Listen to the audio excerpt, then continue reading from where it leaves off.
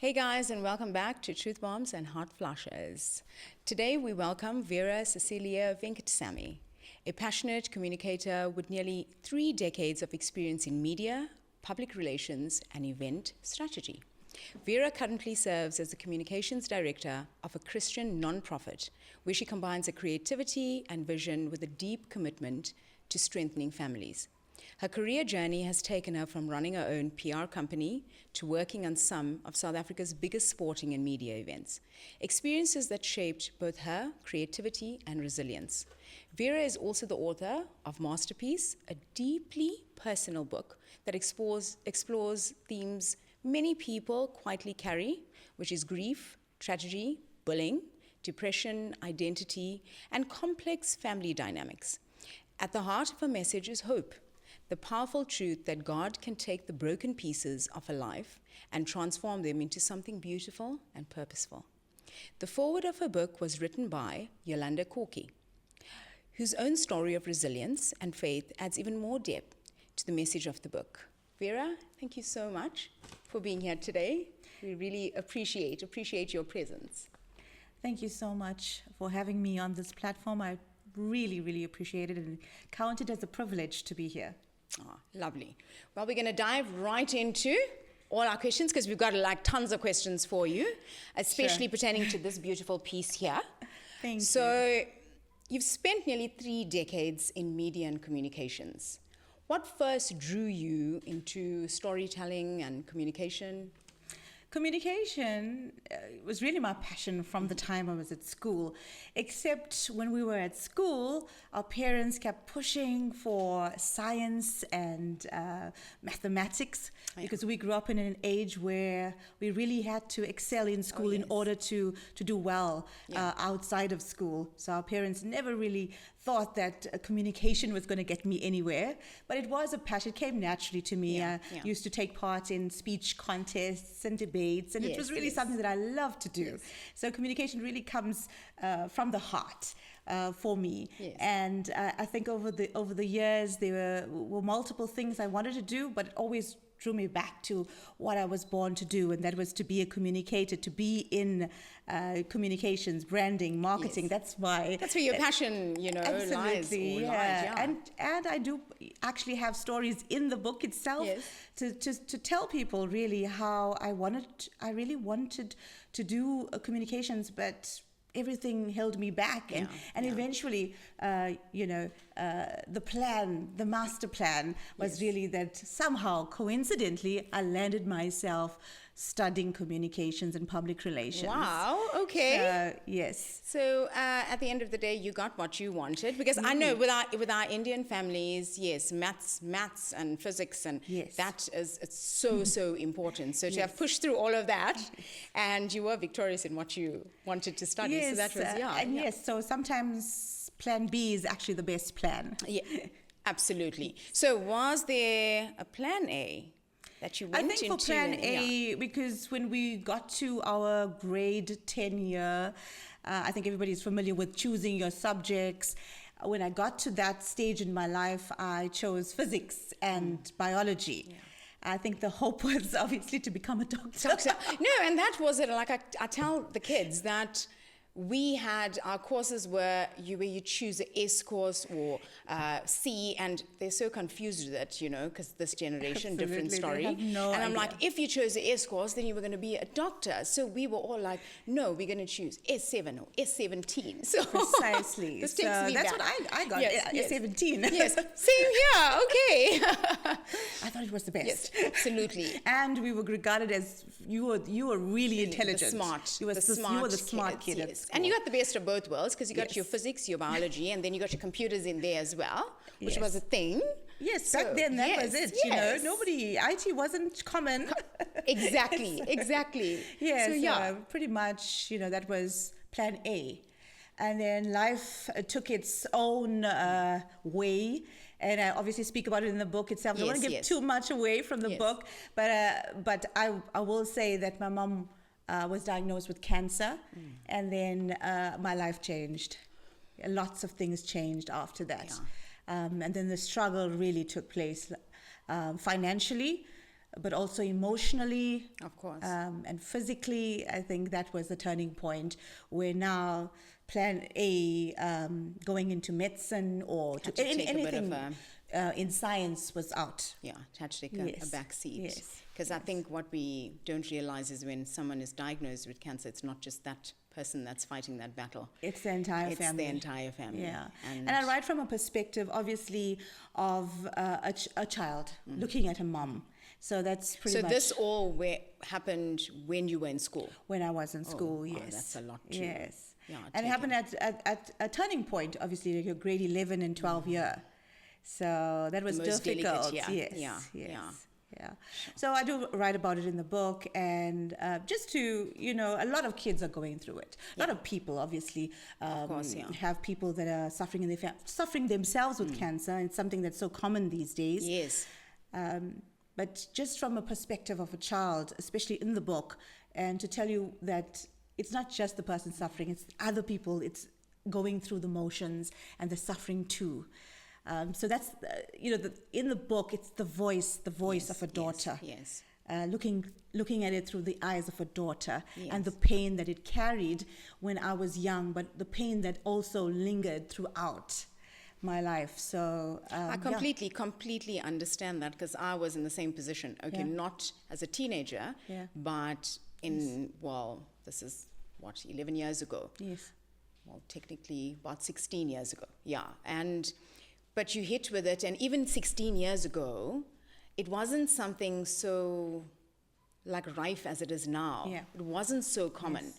And it scared you, scared the shoes off you, basically. It always does. And that's it. And I think as a daughter, seeing your mother, because we always picture our mothers as powerful, yes, as resilient, as the ones that keep the family together. And hold everything together.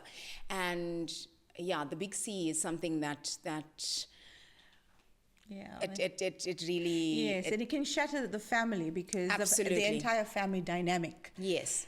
So yes, it pretty much did that for our family. Yeah. Broke the family. It's a lot to kind of fathom, but with that being said, life is still going on also around you. And life never stops. But also the PTSD, I don't know how you feel, but me to this day, every ache, every pain, is associated with that.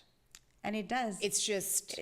It carries on. Yes. And if not dealt with, it lingers on from the time absolutely. you were a child till the time you're a 50-year-old woman, sure. or older than that even. Yes. So we've got to deal with those issues in our lives, those broken pieces in our lives. So really, my book is truly about those pieces. And I think that's excellent, because too many times or too often everyone has those broken pieces in life. Everyone. I don't think I can find one person that could tell me life's just been all dandy and roses. Absolutely. But it's human behavior for us to kind of shun or sweep under the carpet those feelings and those broken parts of our lives and not address it. And somewhere along the line in life, it kind of rears its head. And it could, if it's not dealt with, it can really suffocate you in a sense. It can. And I think for me, it really did, because when my mum passed away, I think for me, I just thought that I was alone. I thought I was alone. I thought I would shun the whole world. I was really angry. I was angry at the whole world. I was angry at my family for no reason. I was angry at God. And probably I was angry at myself. I don't know. It was just anger, and I just became that angry child, or young adult even. So it does linger until you find that moment to realize, this is not how you're going to live. You've got to take that first step. The first step in moving forward. And moving forward means trying to heal. Oh, absolutely.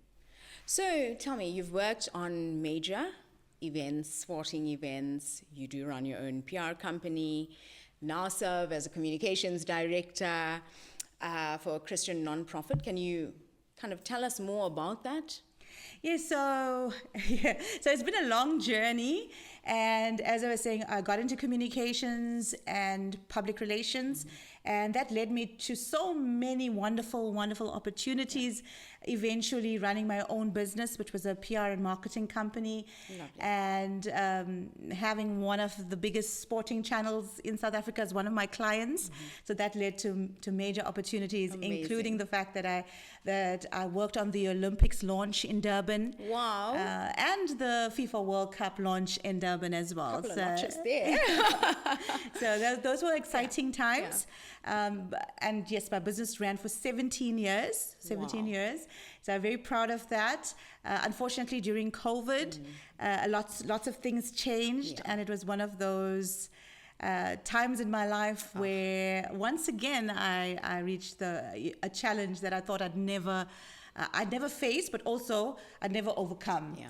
And then life throws those things at you. Yes. And eventually I had to close my business.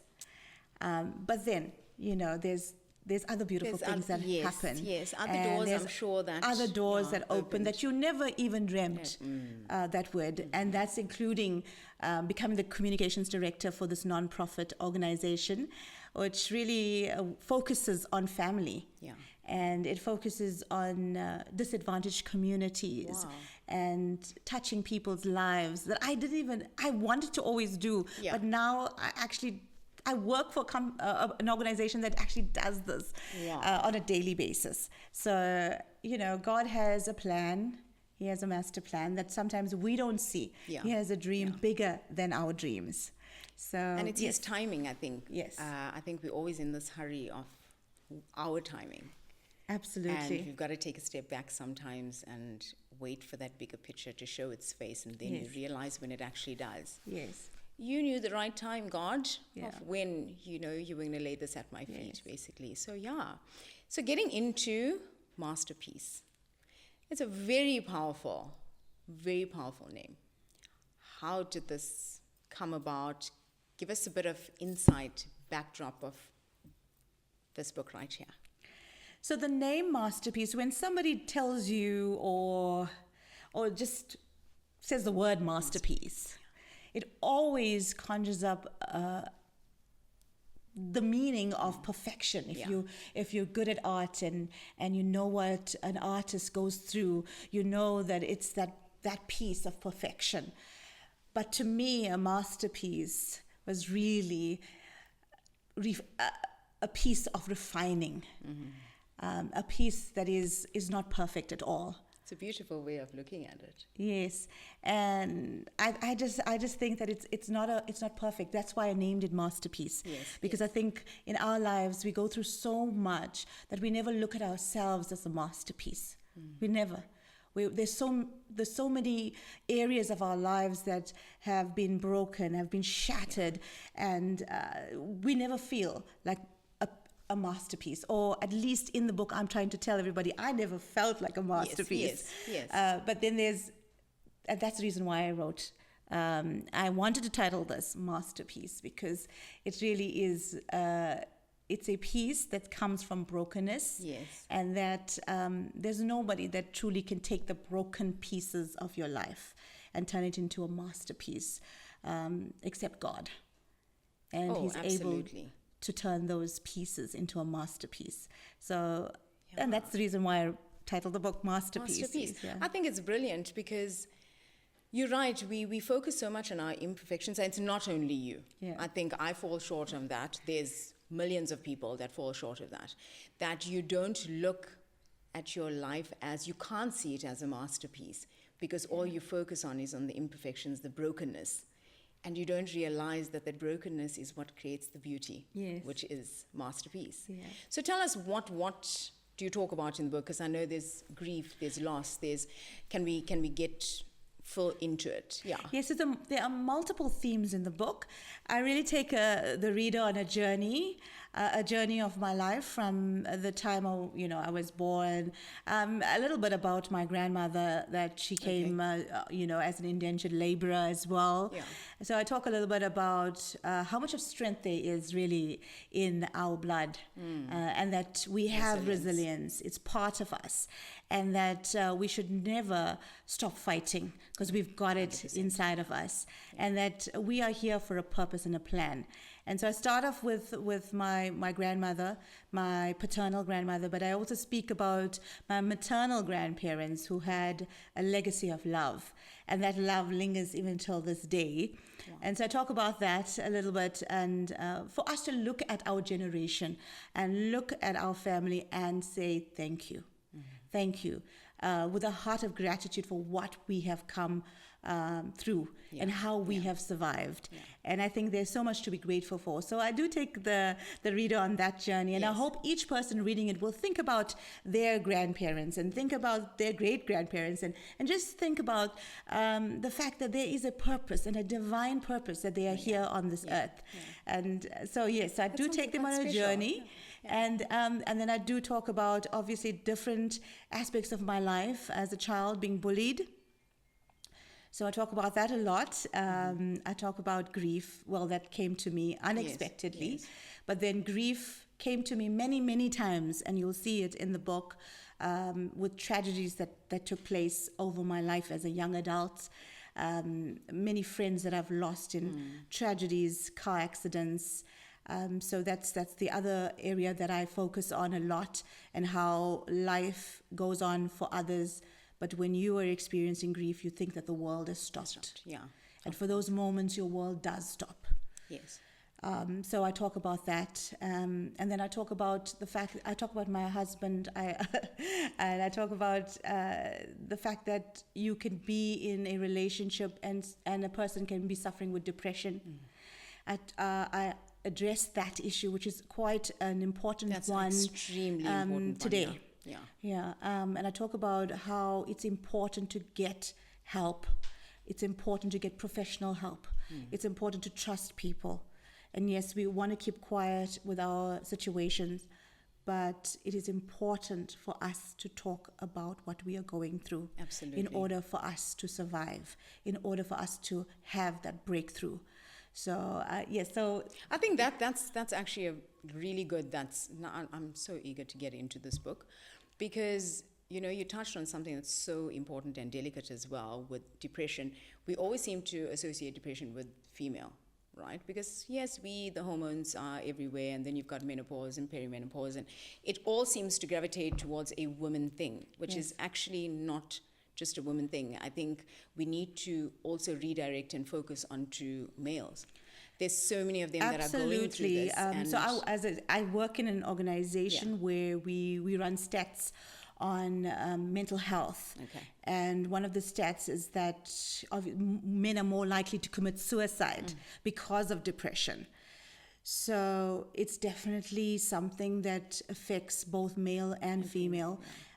Females, and we definitely need to address it. Absolutely. So I think men are supposed to be the powerful sex in society. They are supposed to be strong. They are supposed to not show emotion, and I think, which is so sad. So hence there's so many men that refuse to come forward, or even come forward to their partners or wives, because it makes them less than in a sense.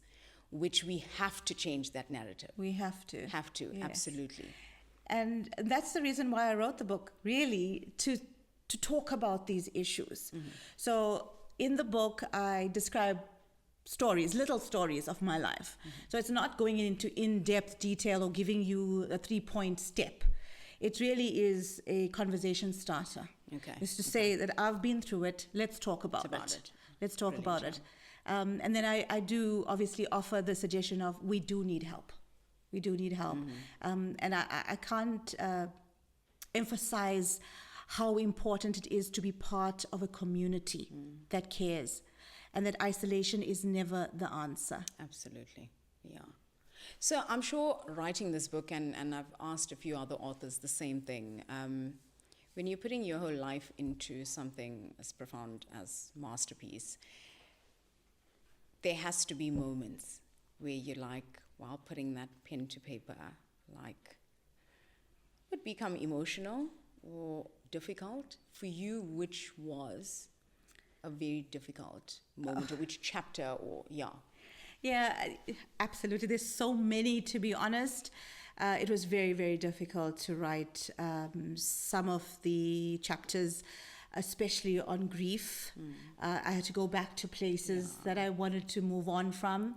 I wept writing those chapters.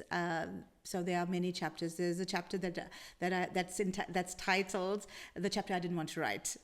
So that's the chapter I didn't want to write, and it was very, very difficult to write that chapter. But it was something that I knew I had to. Yeah. I had to do it. So so there's not just one. There are many, many chapters that were very difficult. Yeah. I think so. It was also a bit of therapy for you, because Yes. we push these experiences in life way behind us as we get Absolutely. older, and we want to close that off, Yeah. seal it up actually with some concrete, and not get into it. And writing this book would have brought up tons of feelings and moments and taken you back to specific moments, which is, it's emotionally draining, I'm sure, but is also good. It's good for the soul as well. It is. To address it. It Address is. it. And the intention and the purpose was always in mind. Yeah. Because go back to the purpose of the book. I didn't write the book because I just needed to write a book, to sell a book, or, it was just part of what I wanted to do at this time in my life. I really felt that the book had purpose. It's for others. Yeah. It's for someone who doesn't want to talk about that trauma. It's for that woman. It's for that man that doesn't want to talk about depression or grief or sadness or loneliness. The book was for them. So every time I wanted to say, I don't need to bear this for the whole world to know what I went through, I kept thinking, it's for others. It's for others. So the intention was always there. So despite it being very difficult to write certain parts of it, honestly, I kept thinking about, there's a person that needs it. I mean, and if there's one person Absolutely. that comes out of whatever shell that they've been trying to, hide under, and takes to this, your job has been done. Absolutely. And I kept on saying that, to God, really. I was just like, one person, just one person. It's worth it. We know it's definitely not going to be just one person, guaranteed with what's in there, but Thank you. So I know you do touch on in the book about growing up and bullying, and I think it's such a ripe topic to talk about, because, I've got boys, you've got a daughter. It's something that's really so rife at schools. Yeah. And also something in this day and age that's not addressed as much as we want it to be addressed, sometimes even shunned under the carpet. So can you touch a bit on your experience and Yeah, so growing up, I experienced a lot of bullying, and that resulted in the fact that I never did very well in my early years of school. That really made me feel insecure. And I didn't really want to be at school because of the taunting that was taking place, words that would cut me down, words from other kids where I wasn't good enough. I wasn't good enough to be in their class, or in that economic group. So I touch on that a little bit, of feeling that insecurity, of being a child that was less than others, not having as much as others, comparing myself because of their words. So that resulted, as I said, in a lot of times where I just didn't worry about school at all. So my results were very, very poor. Yeah. And at times a teacher would say I needed to be in a special school or remedial school because I wasn't able to cope. So that was, the result of bullying. But bullying is also something that it can stay with you for a lifetime. Oh, yeah. Not just, for that or that circumstance. I had a great mother Yeah. who really affirmed me, however. And a lot of my later years in life was because of her and her pushing and her affirming that you're good enough, that there's nobody going to cut you down. You got to lift your head and walk high, So I was blessed. Yeah. I was I think blessed. that's so lovely and so important as well because, as parents, women parents out there, they need, there's kids, there's a lot of kids being bullied, and it can attack their confidence, as you say, not just momentarily. It's something that can drag on till they're teenagers, till they're adults, and and we absolutely. need to know how to address these issues and how to also pump our kids up, that, and let them know that you are not less than. Absolutely. And don't let a little brat, I'm sorry, determine who you are. And Absolutely. be confident. I say this to my kids all the time. They have such quirks about them, but I'm like, embrace it. The world needs different. Absolutely. And different is good. Yes. Don't feel like you need to walk a straight line with the norm, Thinking out of the box sometimes is a good thing. It's a good thing. Yes. So, yeah, I see you've also touched on colorism. So how, going through that, how did it affect your self-esteem? So it's very interesting, the chapter that I wrote on colorism. I think a lot of people that are not within the Indian community may not even know this concept. But colorism is really something that you experience within your particular community. And so I touch on it a little bit, and I think it's going to be fascinating for people if we just talk about it. I don't know if we have enough time to talk about the color. No, I think the color thing is a definite thing to touch on because I can absolutely relate with the whole color thing. I am one of 6 kids, and I had sisters that were fair-skinned, and I was dark-skinned. And I never really had an issue with it, to be quite honest, but the stigma that's created within our community is ridiculous. It's somewhat fair skin's beauty, dark skin's not. Yes. So I talk about it a lot, especially growing up, even at school. So it led on from the bullying to the fact that whenever we were at school and then we had a sports day, for instance, we would never be chosen. The darker skinned girls would never be chosen as the mascot, as they say in back then, to represent your team. No, that's true. It's true. So we were never chosen. So I started from there, but I just continued with the fact that, family members, would say that she's beautiful for a dark girl. That line, oh my God, if aunties would actually realize how belittling that line is. Exactly. Oh, she's dark, but she's pretty. Yes. Or no, come on, no, we can't be doing that. And the funny thing is, it's still being done in this day and age. It is. And so I talk from an Indian person. Yes, But I yes. do believe that it happens in other yes, cultures. yes, So I would love to have that conversation as well. Yeah, absolutely.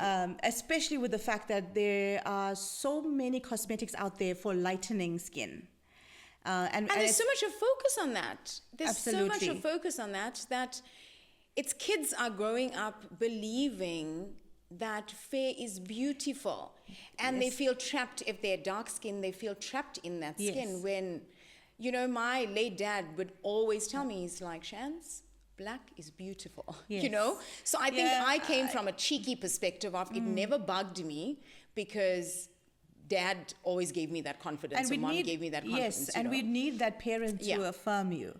But if you didn't have that parent to keep telling you that, then there is a problem there. Yes. And the fact that Hollywood and every other, media outlet would always promote the models that were obviously, fair skin, blonde hair, that. Yeah. So it's an entire world that promotes that. That's it. In fact, I was at a salon the other day and I actually asked the staff, I'm sitting there and had my hair washed, but there was this banner up or signage. And I'm like, where is the dark-skinned girl? I've just realized this, Yeah. that I Yeah. don't see a picture of a dark-skinned girl because dark skin is beautiful, Yeah. and we need to emphasize that. I mean, okay, we have come as far as you walk into your toy stores and you do see dark-skinned babies. Yes. Which So we is, have it's- come a it's- long yes, way. I think For sure. Barbie now, if I'm not mistaken. Yes, there Barbie is a- has, like, there's different. But us growing up, Barbie you know, was different blonde cultures. and Yes. white, and that was the epitome of beauty. Yes. So I think we coming along. We definitely Yeah. have made strides. Yeah. But I don't think it is enough. Definitely. So, that's why I highlight that Yeah. there.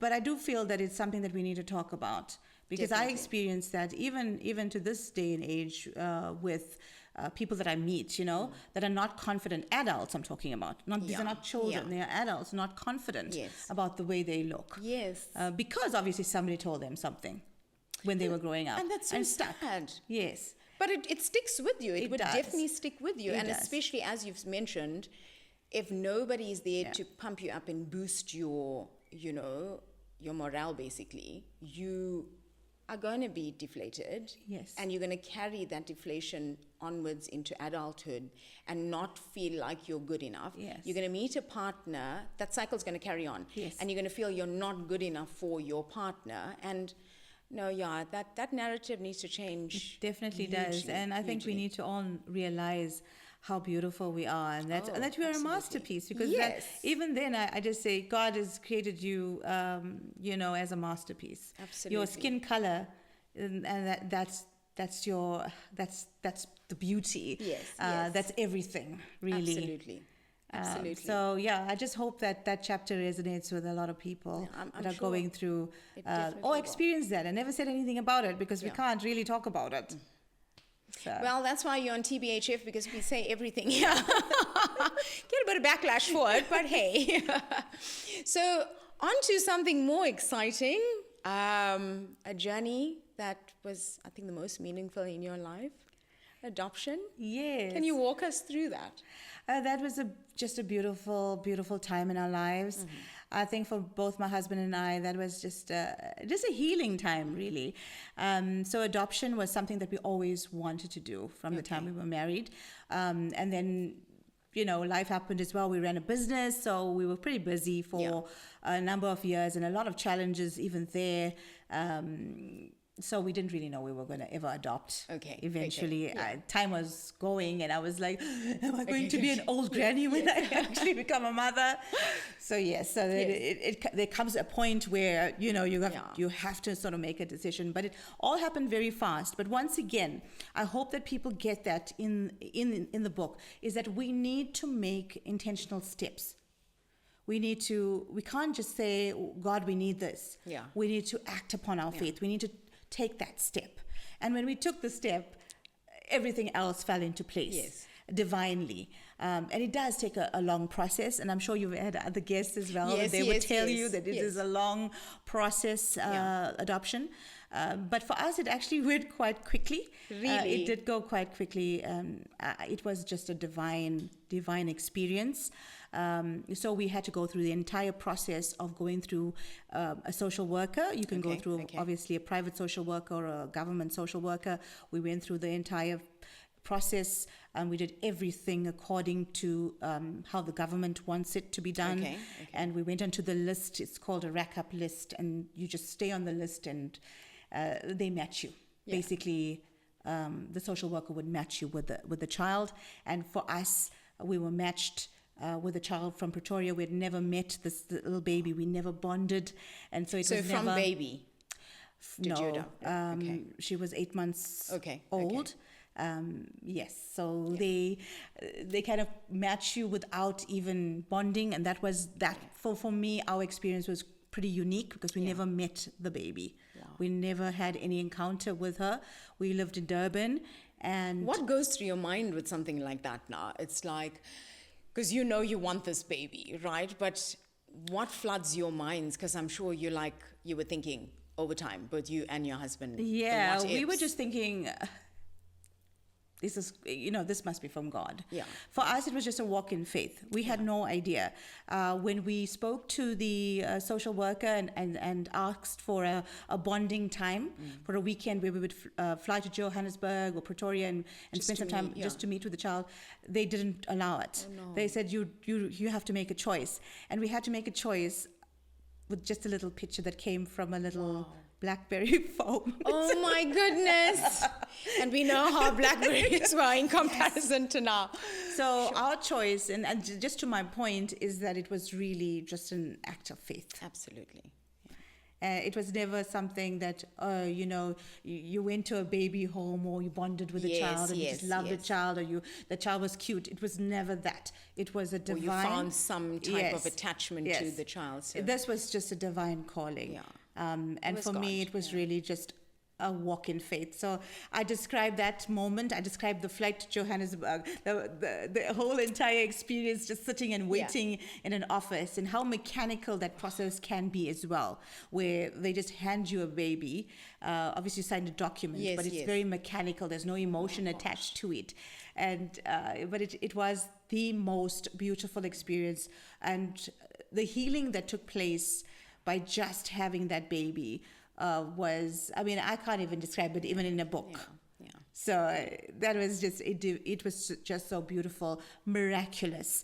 So... And to bring her home, and how did it change the dynamics now in the family? Because now there's a little person in there. It was everything, you know.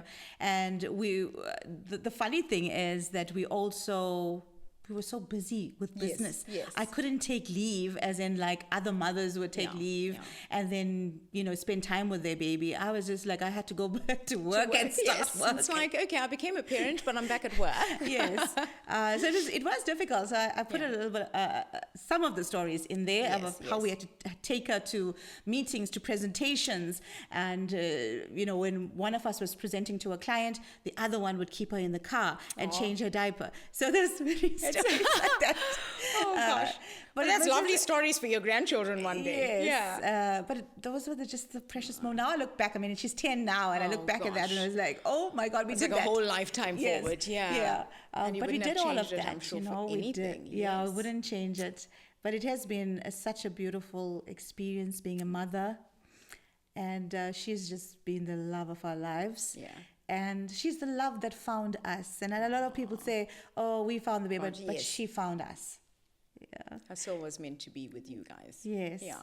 So for any mums and dads that are going to walk this journey, or want to walk it, or contemplating it, what's your advice?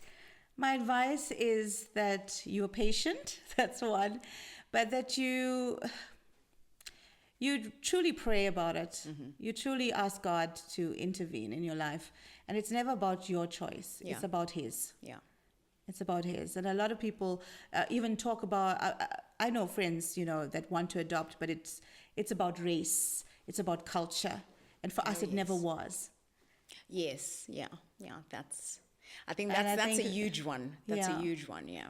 So I do believe that miracles take place all the time, but God looks at the intention of your heart. Yeah. And love doesn't see and color love or never creed sees color. Yeah. It never sees culture. It never so my advice would be just keep loving. Yeah. And your world will change. Oh. That's precious. I want to touch on quickly, I know we're coming close to our end now, but I want to touch on quickly on Yolandi Corky. Yes. Please, if you could, she wrote the foreword for your book, if we could just touch on a little bit of that. Yes. Yolandi Corky is actually just a really special human being. Yeah. She really inspired me with her story.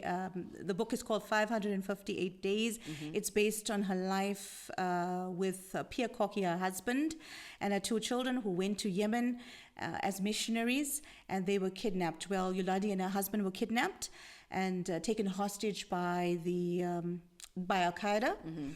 And they were tortured, and eventually the South African government, together with Gift of the Givers, negotiated with Al-Qaeda for a release. So she was released, but her husband was still held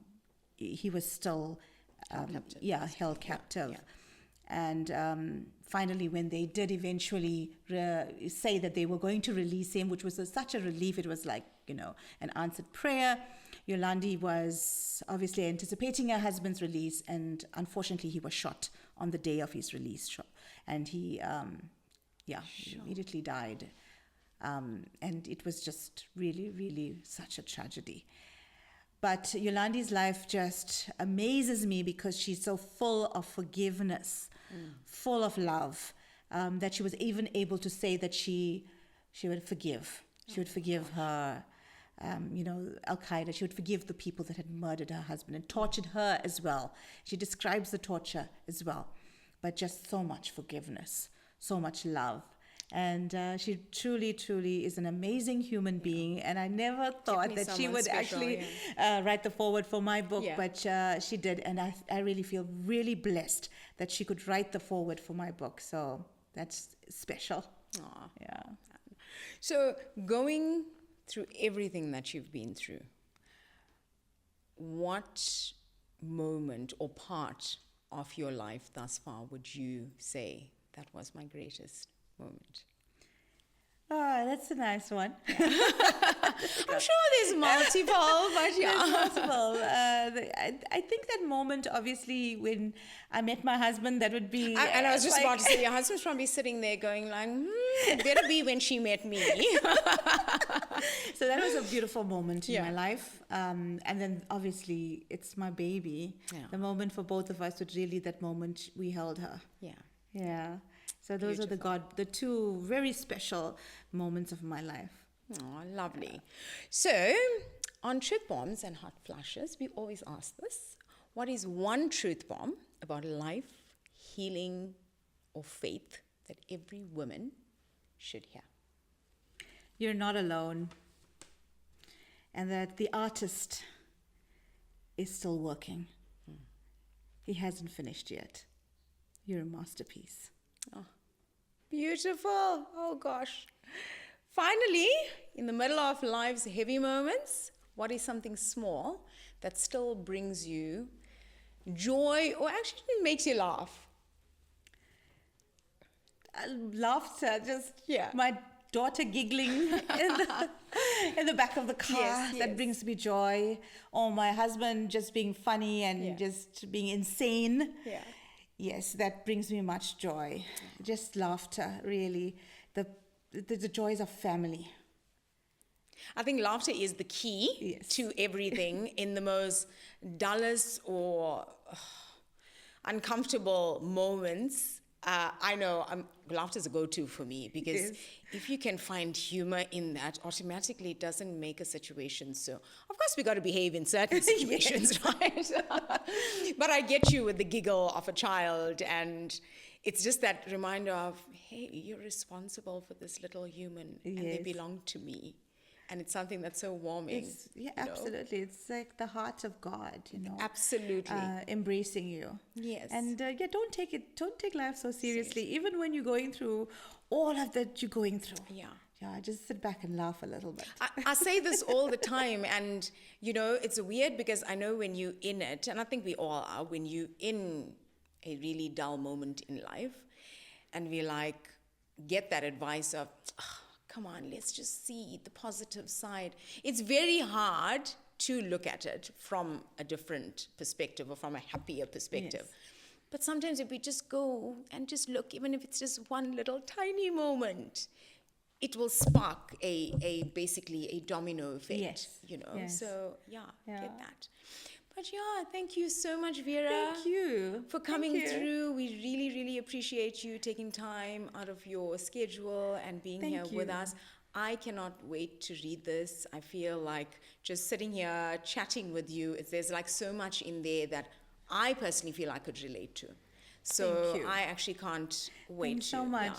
I really appreciate your time and for this platform, and really just want you to be absolutely successful in this platform. And I hope many, many women and men really start just being active and hearing this and speaking about and coming out and talking about the things that we really need to. Yes. We need more on our hot seat there. Yeah, guys, that's it for this episode of Truth Bombs and Hot Flashes. See you soon.